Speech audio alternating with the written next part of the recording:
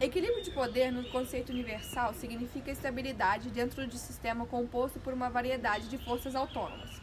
Sempre que for perturbado, ele tem a tendência de se ajustar, formando ou uma nova estabilidade ou voltar à posição inicial, até que a estabilidade seja novamente restaurada.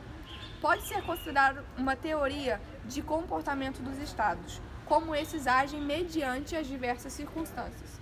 De certa forma, ele serve para explicar por que o estado A tomou a ação A, quando o estado B ou tomou nenhuma ação ou uma ação B. Henry Kissinger, em seu livro Diplomacia, estudou como que a Europa passa de uma universalidade de líderes e impérios poderosos que almejavam unificar o seu poder no continente para um equilíbrio em que cada estado tem o seu poder e a sua soberania respeitada. Hans Morgenthau é considerado um dos mais importantes pensadores do realismo clássico. Em sua teoria, que gira em torno das relações de poder, ele acreditava ser o equilíbrio de poder o único capaz de estabelecer a paz mundial. Para ele, quando os países que por definição são iguais em princípios tentam manter ou derrubar o status quo, necessariamente eles entram em um balanço de poder. O balanço de poder, ou equilíbrio de poder, seria garantido pela diminuição de poder de uma das partes ou pelo aumento do poder da parte mais fraca. Para o autor, há várias formas de garantir esse equilíbrio de poder entre os estados ou entre grupos de estados, tais como dividir e conquistar territórios inimigos, pagar compensações aos derrotados, estimular a corrida armamentista ou estabelecer uma política de alianças. Para ele, em nossa realidade internacional, segurança somente pode ser alcançada por meio de políticas que persigam um equilíbrio de poder. Ele estabelece, então, 6 princípios para explicar sua visão realista das relações internacionais. O primeiro é como a política, assim como a sociedade, obedece leis que são frutos da natureza humana. Isso quer dizer que, assim como os homens têm a necessidade de dominar sobre outros, os órgãos políticos também o têm. O desejo natural que as pessoas têm de dominar sobre as outras seriam a base dos fenômenos políticos. Em segundo lugar, o interesse dos estados é sempre definido em termos de poder. Os estados seguem a lógica da razão de estado, em que a sua prioridade é garantir os seus próprios interesses. Além disso, o poder sempre foi, historicamente, aquele responsável por traduzir os interesses. O cerne da política internacional seria a relação de poder e interesse. Isso que distingue a política da economia, da ética, da estética, da religião, além de permitir a análise racional do comportamento político dos governantes, uma vez que os interesses variam segundo o tempo e lugar. Em quarto lugar, os julgamentos morais universais não podem ser aplicados aos atos dos estados, senão filtrados e analisados a partir das circunstâncias de tempo e lugar. Esse aspecto pode ser entendido a partir da perspectiva realista seguida por Hans, em que não há produção de julgamento de valor em relação às ações políticas tomadas. Como quinto princípio, Hans recusa-se a alinhar os princípios morais de uma nação com os valores morais de outras nações do resto do mundo. Não é possível importar ou exportar para os estados as regras morais que regem outros do mundo. Por fim, a esfera política é autônoma, ou seja, não é subordinada a nenhuma outra, como a econômica, jurídica ou religiosa. Isso porque o realismo recusa a ideia de que uma determinada nação possa revestir suas próprias aspirações e ações com fins morais e universais. A ideia messiânica de que Deus está conosco é perigosa por conduzir às guerras, ressalta o autor. A paz só pode existir como resultado da negociação de diferentes estados, dos diferentes interesses dos estados. A grande virtude do realismo, de acordo com Hans, está no reconhecimento de que a esfera política é independente das demais esferas que compõem a vida do homem e sociedade.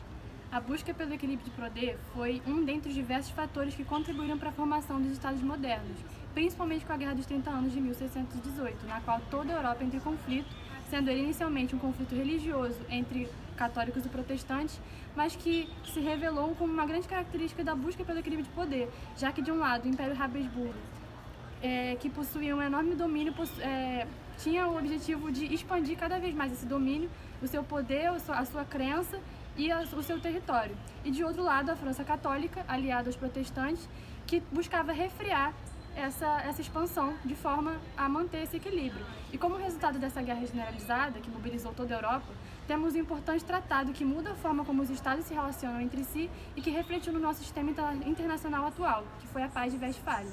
Nela, estabeleceu-se a razão de Estado, o meio no qual o equilíbrio de poder atua, através da busca pelos interesses nacionais, separadamente dos interesses religiosos, de forma a manter uma pluralidade na Europa. Bom, duas são as maneiras de como a luta pelo poder pode ser realizada no cenário internacional. A primeira é chamada de padrão de oposição direta. Exemplificando, imagine que a nação A embarque uma política imperialista em relação à nação B. Essa segunda nação, a B, pode reagir a essa política com uma outra política imperialista ou com uma política de status quo, que significa uma política que tem o objetivo de manter a maneira como o poder era distribuído anteriormente. Nesse padrão, o equilíbrio de poder provém diretamente do desejo de uma nação de ver as suas políticas prevalecerem sobre outras. Nesse contexto, o equilíbrio de poder provê uma estabilidade extremamente precária, que está sempre em perigo de ser perturbada, tendo necessidade constante de ser restaurada. A outra forma como essa luta é dada é o padrão de competição. Em um contexto em que uma determinada nação, uma nação A, deseja dominar uma nação B, uma terceira nação intervém, resguardando aquela nação que foi atacada. Assim como o padrão de oposição direto, a estabilidade é extremamente precária, bem como a segurança das relações entre os países. Antes mesmo da Paz de Westfália, a Paz de Augsburgo de 1555 foi um grande avanço na busca pelo equilíbrio de poder, pois enquanto Carlos V tentava iniciar o seu processo de centralização da Europa a partir da dominação da Alemanha, a França Católica, movida pela sua razão de Estado, inicia um processo de pluralização religiosa através da implementação do cuius regius ius religio, que estabelecia que cada reino poderia ter a sua religião, exemplificando mais uma ação que impede uma unipolaridade de poder e assim mantém o equilíbrio de poder. Sobre a ótica realista, Hans assevera ser a política na sua essência ação, assinalando que a sobrevivência é o fim principal de cada Estado. Para o autor, a política é governada por leis criadas pela própria natureza humana, a fim de ordenar o convívio da sociedade. O mecanismo usado para compreender a política internacional se dá por meio do interesse, definido pela capacidade de poder de cada Estado. A busca permanente pelo poder dos Estados é embasada pela necessidade fisiológica humana de poder, como faculdade de exercer autoridade, soberania, posse do domínio, da influência ou da força. Dessa forma, o meio de manter o equilíbrio de poder é permitir que os Estados sigam suas tendências conflitantes, até que um dos atores seja mais forte a ponto de superar o outro. Napoleão Bonaparte, líder francês, empreende uma jornada de unificação do seu poder na Europa, mais uma vez causando desequilíbrio no continente. Dessa forma, torna-se necessária a intervenção de outros países para restabelecer a conformidade, sendo a Inglaterra uma grande percussora. O Congresso de Viena de 1814 a 1815, realizado após a derrota de Napoleão, é mais um exemplo prático da busca por esse equilíbrio de poder, em que se discutiu a reorganização territorial europeia e o isolamento da França como uma forma de evitar novas guerras, exemplificando uma distribuição do poder de forma a manter esse equilíbrio. A configuração do equilíbrio de poder no processo de formação dos Estados modernos e a sua continuidade com eles já formados teve esses grandes exemplos de aplicação, mas não foram os únicos. As guerras que mobilizaram diversos países, além de serem uma empreitada pelos interesses próprios daquela nação, também se resultam em uma guerra por busca de equilíbrio, como foi a Primeira e a Segunda Guerra Mundial, que se tornaram generalizadas por conquista de interesses de ambos os lados, ao mesmo tempo que esses interesses eram refreados por outros lados. Dessa forma, entende-se esse equilíbrio como uma importante característica do nosso sistema internacional, que serve para uma manutenção da paz através da pluralidade de poder entre grandes potências, de modo que, através do direito internacional, haja o respeito pela soberania dos outros países e pelos tratados realizados em prol desse equilíbrio.